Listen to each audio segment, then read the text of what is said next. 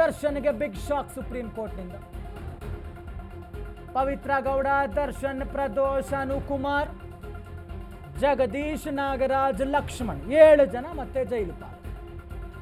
A1 Pavithra Gowda, A2 Darshan, A14 Pradosh, A7 Anukumar, A6 Jagadish, A12 Lakshman, A11 Nagaraj ಬೇಲನ್ನು ರದ್ದುಗೊಳಿಸಿರುವಂತಹ supreme.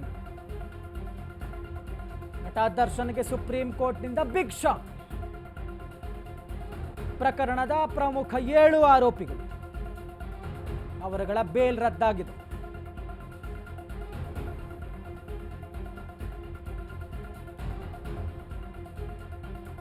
ಏಳು ಜನ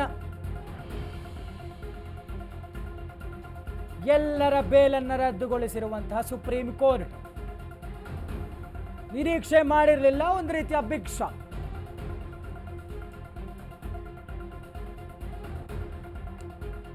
ವಾಟ್ ನೆಕ್ಸ್ಟ್? ದರ್ಶನ್ ಅವರ ಅಭಿಮಾನಿಗಳ ನಡೆ ಏನಾಗಿರುತ್ತೆ? ತೀವ್ರ ಥರದಲ್ಲಿ ವಿರೋಧಿಸ್ತಾರೆ. ಬಟ್ ಏನೂ ಮಾಡೋಕ್ಕಾಗಲ್ಲ.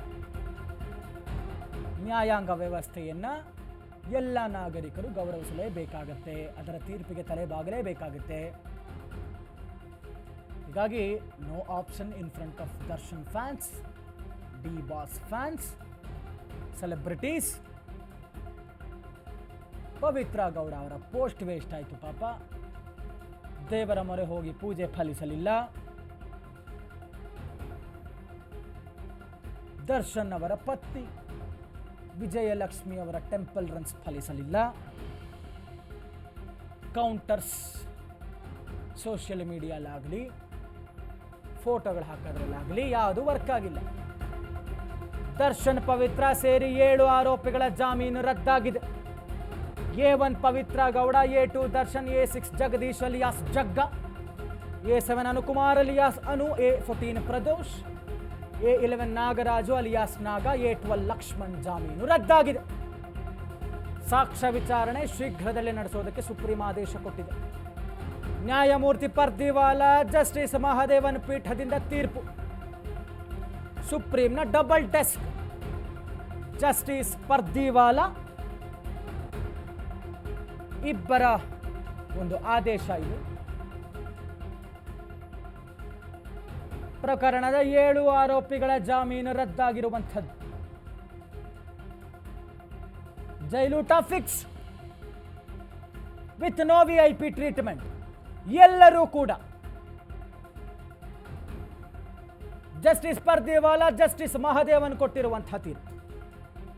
Everybody must be treated as like, ಬೇರೆ ಖೈದಿಗಳ ಥರ ಸಾಮಾನ್ಯ ಖೈದಿಯಂತೆ ಟ್ರೀಟ್ ಮಾಡಬೇಕು.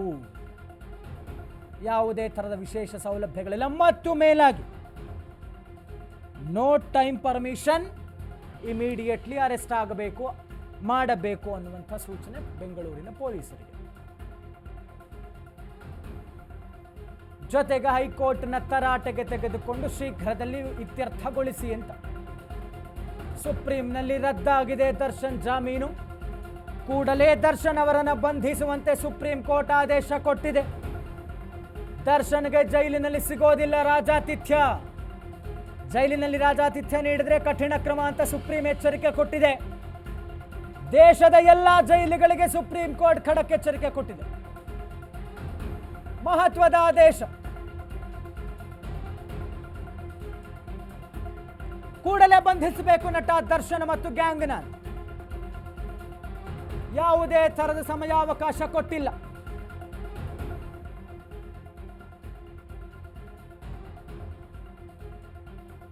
ಇಮಿಡಿಯೇಟ್ಲಿ ಮಸ್ಟ್ ಬಿ ಅರೆಸ್ಟೆಡ್ ಅನ್ನುವಂತಹ ಸೂಚನೆ ಹೋಗಿದೆ ಬೆಂಗಳೂರು ಪೊಲೀಸರು. ರಾಜಾತಿಥ್ಯ, VIP ಟ್ರೀಟ್ಮೆಂಟ್ ಯಾವುದೇ ಕಾರಣಕ್ಕೂ ಕೊಡಬಾರದು. ಕೊಟ್ಟರೆ ಕಾನೂನಾತ್ಮಕವಾದಂಥ ಕಠಿಣ ಕ್ರಮ.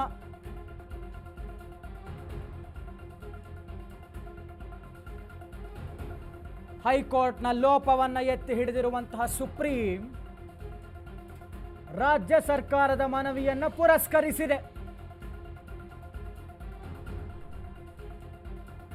ನಿರೀಕ್ಷೆ ಇರಲಿಲ್ಲ 7 ಜನರಿಗೆ.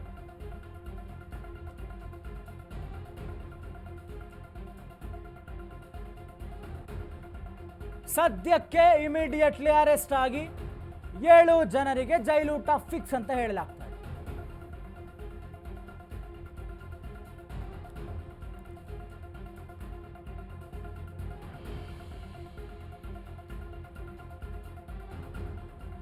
ಯಾವುದೇ ಥರದ ರಾಜಾತಿಥ್ಯ ಕೊಡೋ ಹಾಗಿಲ್ಲ. ಇಮಿಡಿಯೇಟ್ಲಿ ಅರೆಸ್ಟ್ ಆಗಬೇಕು, ಸಾಮಾನ್ಯ ಖೈದಿಯಂತೆ ಟ್ರೀಟ್ ಮಾಡಬೇಕು. ದೇಶದ ಎಲ್ಲ ಜೈಲುಗಳಿಗೆ ಸುಪ್ರೀಂ ಒಂದು ರೀತಿಯಲ್ಲಿ ಆದೇಶವನ್ನು ಹೊರಡಿಸಿರುವಂಥದ್ದು.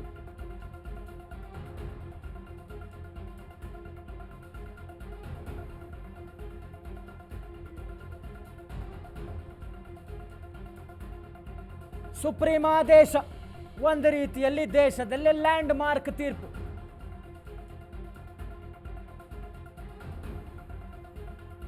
ರಾಜ್ಯ ಸರ್ಕಾರದ ಮನವಿಯನ್ನ ಪುರಸ್ಕರಿಸಿದೆ. ರಾಜ್ಯ ಸರ್ಕಾರಕ್ಕೆ ಒಂದು ರೀತಿಯಾದಂತಹ ದೊಡ್ಡ ಗೆಲುವು.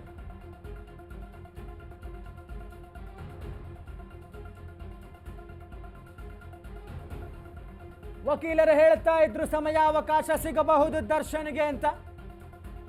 ಆದರೆ ಜನಸಾಮಾನ್ಯರೂ ಒಂದೇ, ಪ್ರಭಾವಿಗಳಿಗೂ ಒಂದೇ, ರಾಜಕಾರಣಿಗಳಿಗೂ ಒಂದೇ, ನಟರಾದ್ರೂ ಒಂದೇ, ನ್ಯಾಯಾಂಗ ವ್ಯವಸ್ಥೆ ಮುಂದೆ ಎಲ್ಲರೂ ಸಮಾನರು. ದರ್ಶನ್ ಮತ್ತೆ ಯಾವ ಜೈಲಿಗೆ ಹೋಗ್ತಾರೆ ಅನ್ನುವಂಥ ಪ್ರಶ್ನೆ. ಮತ್ತೆ ಪರಪ್ಪನ ಅಗ್ರಹಾರ ಸೇರಲಿದ್ದಾರೆ ನಟ ದರ್ಶನ್. 7 ಆರೋಪಿಗಳನ್ನು ಬೆಂಗಳೂರಿಗೆ ಕರೆತರುವಂತಹ ಸಾಧ್ಯತೆ ಇದೆ.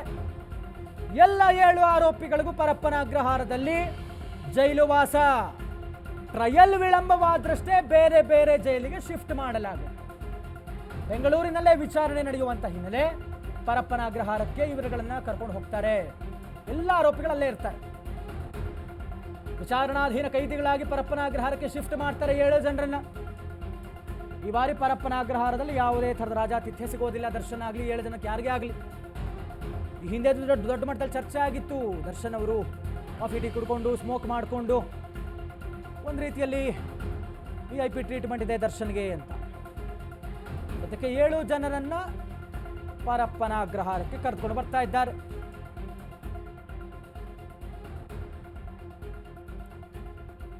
ಯಾವುದೇ ಥರದ ರಾಜಾತಿಥ್ಯವಿಲ್ಲ. ಸಾಮಾನ್ಯ ಖೈದಿಯಂತೆ ವಿಚಾರಣಾಧೀನ ಖೈದಿಯಾಗಿ 7 ಜನರು ಇರಬೇಕಾಗತ್ತೆ. If in case trial period delay ಆದರೆ ಮಾತ್ರ ಬೇರೆ ಬೇರೆ ಜೈಲಿಗೆ ಶಿಫ್ಟ್ ಆಗುವಂತಹ ಸಾಧ್ಯತೆ ಇದೆ. ಇಲ್ಲದಿದ್ದರೆ ಬಹುತೇಕ ಬೆಂಗಳೂರಿನಲ್ಲೇ ಎಲ್ಲ ವಿಚಾರಣೆಗಳು ನಡೆಯುವಂತಹ ಕಾರಣಕ್ಕೆ ಇವರೆಲ್ಲರನ್ನೂ ಕೂಡ ವಿಚಾರಣಾಧೀನ ಖೈದಿಯಾಗಿ ಸಾಮಾನ್ಯ ಖೈದಿಯಂತೆ ಯಾವುದೇ ಥರದ ರಾಜಾತಿಥ್ಯ ಕೊಡದೆ ಎಲ್ಲರನ್ನೂ ಕೂಡ ಪರಪ್ಪನ ಅಗ್ರಹಾರದಲ್ಲಿ ಇಡಲಾಗುತ್ತೆ. ಇಮಿಡಿಯೇಟ್ಲಿ ಬಂಧಿಸಬೇಕು. ಎಲ್ಲರನ್ನೂ ಕೂಡ 7 ಜನರನ್ನ ಬೆಂಗಳೂರಿಗೆ ಕರೆತರುವಂತಹ ಸಾಧ್ಯತೆ ಇದೆ. ಒಂದೇ ರೀತಿಯಲ್ಲಿ ಲ್ಯಾಂಡ್ ಮಾರ್ಕ್ ತೀರ್ಪು. ದೇಶದಲ್ಲಿ ಜನಸಾಮಾನ್ಯರಿಗೆ ನ್ಯಾಯಾಂಗ ವ್ಯವಸ್ಥೆ ಮೇಲೆ ನಂಬಿಕೆ ಬರುವುದಕ್ಕೆ ಇದು ಒಂದು ರೀತಿಯಾದಂತಹ ಪುಷ್ಟಿ ಕೊಟ್ಟಂತಹ ತೀರ್ಪು.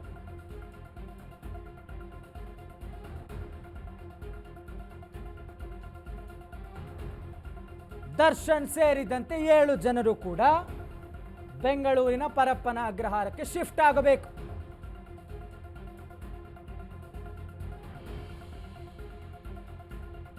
ಎಲ್ಲರೂ ಸಮಾನರು ಅನ್ನುವಂಥ ವರ್ಡಿಕ್ಟ್ ಹೇಳಿದೆ. ನಟ ದರ್ಶನ್ಗೆ ಮತ್ತೆ ಜೈಲಿನ ಆತಿಥ್ಯ. ಡೆವಿಲ್ ಸಿನಿಮಾಗೆ ಮತ್ತೆ ಹೊಡೆತ ಬಿದ್ದಿದೆ. ಅರ್ಧಂಬರ್ಧ ಮುಗಿದಿದೆ ಡೆವಿಲ್ ಶೂಟಿಂಗ್. ನೆಮ್ಮದಿಯಾಗಿರಬೇಕು. ಹಾಡು ರಿಲೀಸ್ಗೆ ಸಂಕಷ್ಟ. ನಾಳೆ ಬಿಡುಗಡೆ ಆಗ್ತಾ ಇತ್ತು. ದರ್ಶನ್ ಮತ್ತೆ ಜೈಲಿಗೆ ಹೋಗ್ತಿರೋದ್ರಿಂದ ಸಂಕಷ್ಟ ಎದುರಾಗ್ತಾ ಇದೆ. ಡೆವಿಲ್ ಶೂಟಿಂಗ್ ಇನ್ನೂ 6 ತಿಂಗಳ ಮುಂದೂಡಿಕೆ ಆಗ್ತಾ ಇದೆ. ಇಮಿಡಿಯೇಟ್ಲಿ ಅರೆಸ್ಟ್ ಆಗಿ ನಟ ದರ್ಶನ್ 7 ಪ್ರಮುಖ ಆರೋಪಿಗಳು ಪರಪ್ಪನ ಅಗ್ರಹಾರಕ್ಕೆ ಹೋಗ್ತಾರೆ. ಯಾವುದೇ ಥರದ ರಾಜಾತಿಥ್ಯ ಇಲ್ಲ. ಆದರೆ ಒಂದು ಕಡೆ ಡೆವಿಲ್ ಸಿನಿಮಾಗೆ ಹೊಡೆತ ಬೀಳ್ತಾ ಇದೆ. ಸದ್ಯಕ್ಕೆ ಅರ್ಧಂಬರ್ಧ ಶೂಟಿಂಗ್ ಆಗಿರುವಂತಹ ದರ್ಶನ್ ಅವರ ನಟನೆಯ ಬಹುಕೋಟಿ ವೆಚ್ಚದ ಡೆವಿಲ್ ಸಿನಿಮಾ ಪಾಪ ಅವರು ಬೇಲ್ ತಗೊಂಡು ಬಂದ ಮೇಲೆ ಫಾರಿನ್ ಕೂಡ ಹೋಗಿದ್ರು ವಿತ್ ಪರ್ಮಿಷನ್ ಆಫ್ ಕೋರ್ಟ್. ಈಗ ಇದಕ್ಕೆ ಹೊಡೆತ ಬೀಳ್ತಾ ಇದೆ.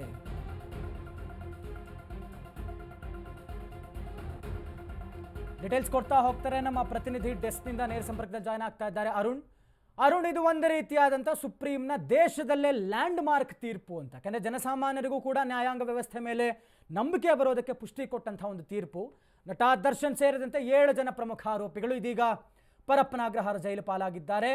ಏನಾಗಿದೆ ಅನ್ನುವಂಥ ಡೀಟೇಲ್ಸ್ ಕೊಡೋದಾದ್ರೆ ಖಂಡಿತ ಸಂತೋಷ, ನಾವೆಲ್ಲ ಸಹ ಕುತೂಹಲದಿಂದ ಕಾಯ್ತಾ ಇದ್ವಿ. ಯಾಕಂದರೆ ಇಡೀ ಕರ್ನಾಟಕನೂ ಸಹ ಈ ಒಂದು ಪ್ರಕರಣದಲ್ಲಿ ಏನಾಗುತ್ತೆ ಅನ್ನೋದು ಕಾಯ್ತಾ ಇದ್ರು. ಯಾಕಂದರೆ ಸುಪ್ರೀಂ ಕೋರ್ಟ್ಗೆ ಹೋದಂತಹ ಒಂದು ಮೊದಲನೇ ಪ್ರಕರಣದಲ್ಲಿ ರಾಜ್ಯ ಸರ್ಕಾರದ ಪೊಲೀಸರಿಗೆ ಒಂದು ಗೆಲುವಾಗಿದೆ ಅಂತ ಹೇಳ್ಬೋದು. ಯಾಕಂದರೆ ಯಾವುದೇ ಪ್ರಕರಣದಲ್ಲಿ ಸುಪ್ರೀಂ ಕೋರ್ಟ್ಗೆ ಹೋದರೆ ಅದು ಏನು ಸಾಮಾನ್ಯವಾಗಿ ಹೈಕೋರ್ಟ್ ಕೊಟ್ಟಂತಹ ತೀರ್ಪನ್ನೇ ಎತ್ತಿಡಿಯುತ್ತೆ. ಆದರೆ ಇಲ್ಲಿ ಈ ಒಂದು ಕೇಸ್ನಲ್ಲಿ ಹೈಕೋರ್ಟ್ ಕೊಟ್ಟಂತಹ ತೀರ್ಪೇನಿದೆ ಅದನ್ನು ರದ್ದುಪಡಿಸಿದೆ ಮತ್ತು ಅದನ್ನು ತಿರಸ್ಕಾರ ಮಾಡಿರುವಂಥದ್ದು. ಮತ್ತು ಹೈಕೋರ್ಟ್ ಕೊಟ್ಟಂತಹ ತೀರ್ಪಿಗೂ ಸಹ ಒಂದು ಸುಪ್ರೀಂ ಕೋರ್ಟ್ ಅಸಮಾಧಾನ ವ್ಯಕ್ತಪಡಿಸಿದೆ. ಅಂದರೆ ಏನಾದರೂ ನಾವು ಕೆಳ ಹಂತದ ನ್ಯಾಯಾಲಯದ ಕೋರ್ಟ್ಗಳು ಈ ರೀತಿಯ ತೀರ್ಪನ್ನು ಕೊಟ್ಟರೆ ನಾವು ಅದನ್ನು ನಂಬಬಹುದು. ಆದರೆ ಒಬ್ಬ ಹೈಕೋರ್ಟ್ ಜಡ್ಜ್ ಅವರೇ ಈ ರೀತಿ ಒಂದು ಗ್ರೌಂಡ್ಸ್ ಆಫ್ ಅರೆಸ್ಟ್ ಸರಿ ಇಲ್ಲ ಅಂತ ಹೇಳ್ಬಿಟ್ಟು ತೀರ್ಪು ಕೊಡ್ತಾರೆ. ಮತ್ತು ಐ ವಿಟ್ನೆಸ್ಗಳನ್ನು ನಂಬಕ್ಕೆ ಆಗಲ್ಲ ಅಂತ ಹೇಳ್ತಾರೆ. ಮತ್ತು ಸೈಂಟಿಫಿಕ್ ಎವಿಡೆನ್ಸ್ಗಳನ್ನು ಸಹ ನಾವು ನಂಬಕ್ಕಾಗಲ್ಲ ಅಂತ ಹೇಳ್ಬಿಟ್ಟು ಕೆಳ ಹಂತದ ಅಂದರೆ ಹೈಕೋರ್ಟ್ ಜಾಮೀನನ್ನು ಕೊಡುತ್ತೆ. ಆದರೆ ನಾವು ಆ ರೀತಿ ಮಾಡಲ್ಲ ಅಂತ ಹೇಳ್ಬಿಟ್ಟು ಕಳೆದ ಬಾರಿ ವಾದ ಪ್ರತಿವಾದ ಆಲಿಸಿದಂಥ ಸಂದರ್ಭದಲ್ಲಿ ಸಹ ಒಂದು ಸುಪ್ರೀಂ ಕೋರ್ಟ್ ಹೇಳಿತ್ತು. ಆದ್ರೂ ಸಹ ಇವತ್ತು ಬೆಳಗ್ಗೆ ಏನು ಕಲಾಪ ಆರಂಭ ಆಯಿತು. ಮತ್ತು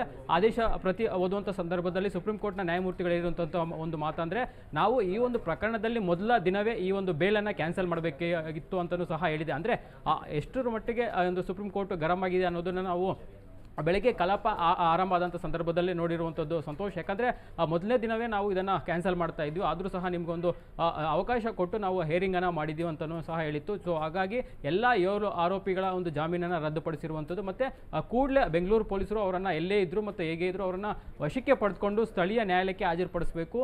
ನ್ಯಾಯಾಲಯಕ್ಕೆ ಹಾಜರುಪಡಿಸಿದ ನಂತರ ಅಲ್ಲಿ ಆರೋಪಿಗಳ ಪರ ವಕೀಲರು ಸಹ ಹಾಜರಾಗ್ತಾರೆ. ನಂತರ ಕೂಡಲೇ ಅವರನ್ನು ಜಡ್ಜು ಅವರನ್ನು ಪರಪ್ಪನಾಗ್ರಹಾರ ಜೈಲಿಗೆ ಕಳಿಸಬೇಕು ಅಂತಲೂ ಸಹ ಒಂದು ಆದೇಶವನ್ನು ಮಾಡಿರುವಂಥದ್ದು. ಮತ್ತು ಮತ್ತೊಂದು ವಿಚಾರ ಅಂದರೆ ಮತ್ತೆ ಏನಾದರೂ ಈ ರೀತಿ ಮಿಸ್ಕಂಡಕ್ಟ್ ಆಗಿರ್ಬೋದು, ಮತ್ತು ದರ್ಶನ್ಗೆ ವಿಶೇಷ ಸೌಲಭ್ಯ ಇರ್ಬೋದು, ಮತ್ತು ಚೇರ್ ಮೇಲೆ ಕೂತ್ಕೊಂಡು ಸಿಗರೇಟ್ ಸೇದುವಂಥದ್ದು ಇರ್ಬೋದು, ಮತ್ತು ಟೀ ಕುಡಿಯುವಂಥದ್ದು, ಯಾವುದೇ ರೀತಿಯಾದಂಥ ಈ ರೀತಿಯ ಅವಕಾಶಗಳನ್ನು ಕೊಡಬಾರ್ದು ಅಂತ ಹೇಳ್ಬಿಟ್ಟು ಜೈಲಿನ ಅಧಿಕಾರಿಗಳಿಗೆ ಸೂಚನೆಯನ್ನು ಕೊಟ್ಟಿರುವಂಥದ್ದು. ಜೊತೆ ಈ ರೀತಿ ಏನಾದರೂ ಕಂಡು ಬಂದರೆ ಇಡೀ ಗೃಹ ಇಲಾಖೆ ಏನಿರುತ್ತೆ ಅಂದರೆ ಗೃಹ ಇಲಾಖೆ ಕಾರ್ಯದರ್ಶಿ ಇರ್ಬೋದು, ಮತ್ತು ಸರ್ಕಾರದ ಪರ ವಕೀಲರು ಯಾರ್ಯಾರು ಇರ್ತಾರೆ ಮತ್ತು ಎಲ್ಲರನ್ನೂ ಸಹ ನಾವು ಸುಪ್ರೀಂ ಕೋರ್ಟ್ಗೆ ನೇರವಾಗಿ ಬಂದು ಅವರು ಹಾಜರಾಗಬೇಕು, ಇಲ್ಲೇ ಉತ್ತರ ಕೊಡಬೇಕು ಅನ್ನೋದು ನಿಟ್ಟಿನಲ್ಲಿ ಸಹ ಒಂದು ಖಡಕ್ ಆದಂಥ ಒಂದು ಸೂಚನೆಯನ್ನು ಕೊಟ್ಟಿರುವಂಥದ್ದು. ಸೊ ಹಾಗಾಗಿನೇ ಯಾವುದೇ ರೀತಿಯಂಥ ವಿಶೇಷ ಸೌಲಭ್ಯವನ್ನು ದರ್ಶನ್ಗೆ ಕೂಡಲೇ ಕೊಡಬಾರ್ದು, ಮತ್ತು ಯಾವುದೇ ರೀತಿಯಂಥ ಟೈಮ್ ಬಾಂಡ್ ದರ್ಶನ್ಗೆ ಕೊಡಬಾರ್ದು, ಮತ್ತು ಅವರ ಪರ ವಕೀಲರು ಕೊಡಬಾರ್ದು.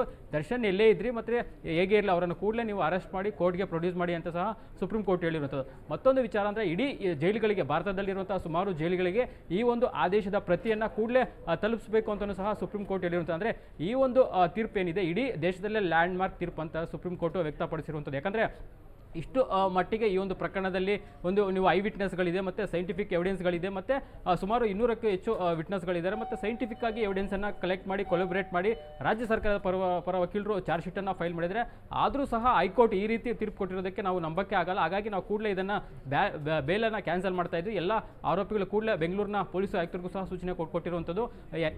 ಆರೋಪಿಗಳು ಎಲ್ಲೇ ಇರಲಿ ಮತ್ತು ಹೇಗೆ ಇರಲಿ 7 ಜನ ಆರೋಪಿಗಳು ಖುದ್ದು ಅವರನ್ನು ನೀವು ಕಸ್ಟಡಿಗೆ ಪಡ್ಕೋಬೇಕು ಅಂತ ಹೇಳಿರುವಂಥದ್ದು. ಮತ್ತು ಈ ಒಂದು ಪ್ರಕರಣದ ವಿವರಣೆಯನ್ನು ಸಹ ಒಂದು ಹೈಕೋರ್ಟ್ ಯಾವ ರೀತಿ ಕೊಟ್ಟಿದೆ ಮತ್ತು ಅದನ್ನು ನಾವು ಯಾವ ರೀತಿ ಕೊಡೋಕ್ಕಾಗಲ್ಲ ಅಂತ ಸಹ ಸುಪ್ರೀಂ ಕೋರ್ಟ್ ಹೇಳಿರುವಂಥದ್ದು. ಯಾಕಂದರೆ ಬೆಳಗ್ಗೆ ಕಲಾಪ ಆರಂಭ ಆಯಿತು, ಆ ಸಂದರ್ಭದಲ್ಲಿ ಪ್ರದೀವಾಲಾ ಅವರು ಹೇಳಿರುವಂಥದ್ದು ನಾವು ಮೊದಲನೇ ದಿನವೇ ಈ ಒಂದು ಪ್ರಕರಣದ ಬೇಲ್ ಕ್ಯಾನ್ಸಲೇಷನ್ ಮಾಡಬೇಕಾಗಿತ್ತು ಅಂತ ಸಹ ಹೇಳಿರುವಂಥದ್ದು. ಸೊ ಹಾಗಾಗಿ ಇವತ್ತು ಒಟ್ಟಾರೆ ಇಡೀ ಡಿ ಗ್ಯಾಂಗ್ ಏನಿತ್ತು ಸೊ ಎಲ್ಲರಿಗೂ ಶಾಕ್ ಆಗಿದೆ. ಮತ್ತು ಅವರು ಈಗಾಗ ಪೊಲೀಸರು ಸಹ ಅವರು ಎಲ್ಲೆಲ್ಲಿದ್ದಾರೆ ಮತ್ತು ಆರೋಪಿಗಳು ಯಾವ್ಯಾವ ಲೊಕೇಶನಲ್ಲಿದ್ದಾರೆ ಅಂತ ಸಹ ಒಂದು ಪತ್ತೆ ಹತ್ತಕ್ಕೆ ಸೂಚನೆ ಕೊಟ್ಟಿರುವಂಥದ್ದು. ಹಾಗಾಗಿ ಕಾಮಾಕ್ಷಿಪಾಳ್ಯ ಪೊಲೀಸರು ಇದೀಗ ಒಂದು ಸಭೆಯನ್ನು ಮಾಡಿದ್ದಾರೆ ಮತ್ತು ಅಲ್ಲಿ ಈಗಾಗಲೇ ಫೀಲ್ಡ್ನಲ್ಲಿರುವಂಥ ಆಫೀಸರ್ಗೂ ಸಹ ಹೇಳಿರುವಂಥದ್ದು ಆರೋಪಿಗಳು ಎಲ್ಲೇ ಇರಲಿ ಮತ್ತು ಹೇಗೆ ಇರಲಿ ಅವರನ್ನು ಕೂಡಲೇ ಬಂಧಿಸಿ ಅವರನ್ನು ನ್ಯಾಯಾಲಯಕ್ಕೆ ಶರಣಾಗಬೇಕು. ಒಂದು ವೇಳೆ ಶರಣಾಗಿಲ್ಲ ಅಂದರೆ ಅವ್ರನ್ನ ಕೂಡಲೇ ಕರ್ಕೊಬಂದ್ಬಿಟ್ಟು ನ್ಯಾಯಾಧೀಶರ ಮುಂದೆ ಸರೆಂಡರ್ ಮಾಡಬೇಕು ಅಂತ ಸದ್ಯಕ್ಕೆ ಹೇಳಿರುವಂಥದ್ದು.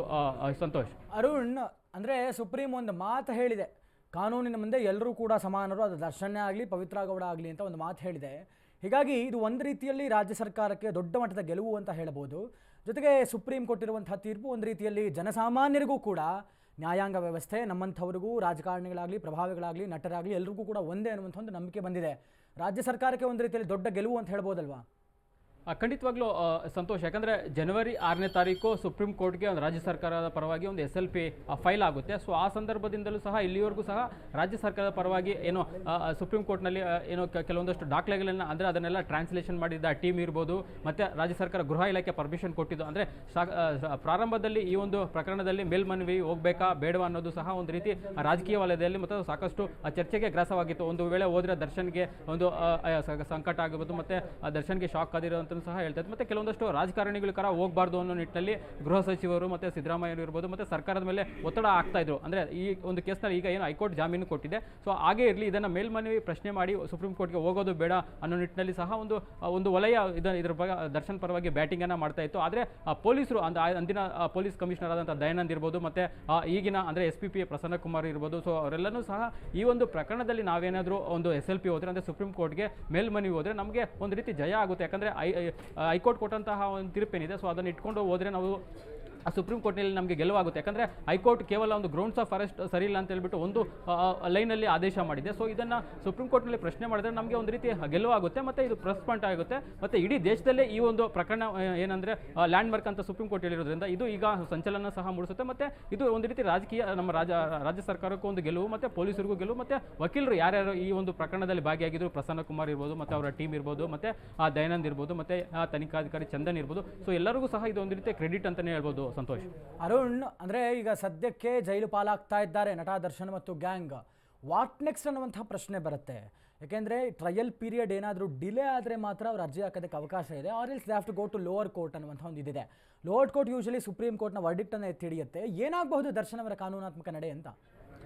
ಸದ್ಯಕ್ಕೆ ಸಂತೋಷ್, ದರ್ಶನ್ಗೆ ಯಾವುದೇ ರೀತಿಯಾದಂಥ ಒಂದು ಬಾಗಿಲುಗಳು ಇಲ್ಲ, ಎಲ್ಲ ಬಾಗಿಲುಗಳು ಈಗ ಬಂದಾಗಿರುವಂಥದ್ದು. ಈಗ ಏನಿದ್ರು ದರ್ಶನ್ ಎಲ್ಲೇ ಇರಲಿ ಮತ್ತು ಹೇಗೆ ಇರಲಿ ಅವರು ಬಂದು ನ್ಯಾಯಾಲಯದ ಮುಂದೆ ಸರೆಂಡರ್ ಆಗಬೇಕು. ಅವರ ಪರ ವಕೀಲರು ಬಂದು ಸಹ ಒಂದು ಕೋರ್ಟ್ಗೆ ಹಾಜರಾಗ್ತಾರೆ. ಏನಾದರೂ ಎಕ್ಸಮ್ಷನ್ ಹಾಕ್ಕೊಳ್ಳೋಕ್ಕೆ ಯಾವುದೇ ರೀತಿಯಾದಂಥ ಸಾಧ್ಯತೆ ಇಲ್ಲ. ಯಾಕಂದರೆ ಸುಪ್ರೀಂ ಕೋರ್ಟ್ ಬೇಲ್ ಕೊಟ್ಟಂಥ ಸಂದರ್ಭದಲ್ಲಿ ಅವರು ಕೆಲ ಹಂತದ ನ್ಯಾಯಾಲಯಕ್ಕೆ ಹೋಗಿ ಒಂದೊಂದೇ ಅಪ್ಲಿಕೇಶನನ್ನು ಹಾಕ್ಕೊತಾ ಇದ್ರು. ಒಂದು ನಾನು ಮೈಸೂರಿಗೆ ಹೋಗಬೇಕು, ಅಲ್ಲಿಗೆ 2 ದಿವಸ ಸ್ಟೇ ಮಾಡಬೇಕು, ನಾನು ಫಾರ್ಮ್ ಹೌಸ್ಗೆ ಹೋಗಬೇಕು, ನನಗೆ 1 ದಿನ ಅಥವಾ 1 ವಾರಗಳ ಕಾಲ ಟೈಮ್ ಕೊಡಬೇಕು ಅಂದ್ಬಿಟ್ಟು ಅವರ ಪರ ವಕೀಲರು ಅಪ್ಲಿಕೇಶನನ್ನು ಹಾಕಿ ಅದನ್ನು ಮಂಜೂರು ಮಾಡಿಸ್ಕೊಂಡು ಬರ್ತಾ ಇದ್ರು. ಆದರೆ ಈಗ ಯಾವುದೇ ರೀತಿಯಾದಂಥ ಆ ರೀತಿ ಮಾಡೋಕ್ಕೆ ಆಗಲ್ಲ. ಯಾಕಂದರೆ ಸುಪ್ರೀಂ ಕೋರ್ಟ್ ಸ್ಟ್ರಿಕ್ಟ್ ಆಗಿ ಹೇಳಿರುವಂಥದ್ದು ಮತ್ತು ಖಡಕ್ಕಾಗಿ ಹೇಳಿದೆ, ಯಾವುದೇ ರೀತಿಯಾದಂಥ ಇಲ್ಲಿ ಮುಂದೆ ಡಿಲೇ ಇಲ್ಲ. ಈ ಒಂದು ಪ್ರಕರಣದಲ್ಲಿ ಕೂಡಲೇ ಟ್ರಯಲ್ ಸ್ಟಾರ್ಟ್ ಮಾಡಬೇಕು ಅಂತಲೂ ಸಹ ಹೇಳಿರುತ್ತದೆ. ಸೆಪ್ಟೆಂಬರ್ 9ಕ್ಕೆ ಟ್ರಯಲ್ ಸ್ಟಾರ್ಟ್ ಮಾಡೋಕ್ಕೆ ಸಹ ಸುಪ್ರೀಂ ಕೆಲ ಹಂತದ ನ್ಯಾಯಾಲಯ ಮೊನ್ನೆ ಒಂದು ಹೇಳಿರುವಂಥದ್ದು. ಸೊ ಹಾಗಾಗಿ 6 ತಿಂಗಳ ಕಾಲ ಮತ್ತೆ ದರ್ಶನ್ ಆ್ಯಂಡ್ ಗ್ಯಾಂಗ್ ಅವರು ಜೈಲಿನಲ್ಲೇ ಇರಬೇಕಾಗುತ್ತೆ. ಮತ್ತು ಆ ಟ್ರಯಲ್ ಪ್ರಾರಂಭ ಆದಂಥ ಸಂದರ್ಭದಲ್ಲಿ ಅವರು ಪ್ರತಿದಿನ ಕೋರ್ಟ್ಗೆ ಯಾವತ್ತು ದಿನಾಂಕ ಇರುತ್ತೆ ಅವತ್ತು ಬಂದು ಕೋರ್ಟ್ಗೆ ಹಾಜರಾಗಬೇಕಾಗುತ್ತೆ. ಆನಂತರ ಅದರಲ್ಲಿ 6 ತಿಂಗಳ ಒಳಗೆ ನಾವು ಈ ಒಂದು ಪ್ರಕರಣದ ಒಂದು ಟ್ರಯಲ್ ಮುಗಿಸ್ತೀವಿ ಅಂತ ಸಹ ಮನೆ ಹೇಳಿದ್ರು. ಸೊ ಹಾಗಾಗಿ 6 ತಿಂಗಳು ನಂತರ ಅವರು ಜೈಲಲ್ಲೇ ಇರಬೇಕಾಗುತ್ತೆ. ಒಂದು ವೇಳೆ ಅವರು ಡಿಲೇ ಆದರೆ ಮತ್ತೆ ಅವರು ಏನಾದರೂ ಬೇರೆ ಲೂಪ್ಸನ್ನು ಇಟ್ಕೊಂಡು ಜಾಮೀನಿಗೆ ಅರ್ಜಿ ಸಲ್ಲಿಸ್ಕೋಬೇಕಾಗುತ್ತೆ. ಆದರೆ ಅದನ್ನು ಬಿಟ್ಟು ಬೇರೆ ಯಾವುದೇ ಅವಕಾಶ ಸದ್ಯಕ್ಕೆ ದರ್ಶನ್ಗೆ ಇಲ್ಲ ಅನ್ನೋದು ಗೊತ್ತಾಗಿರುವಂಥದ್ದು. ಸಂತೋಷ್, ಥ್ಯಾಂಕ್ ಯು ಅರುಣ್ ತಮ್ಮೆಲ್ಲ ಡೀಟೇಲ್ಸ್ಗಾಗಿ.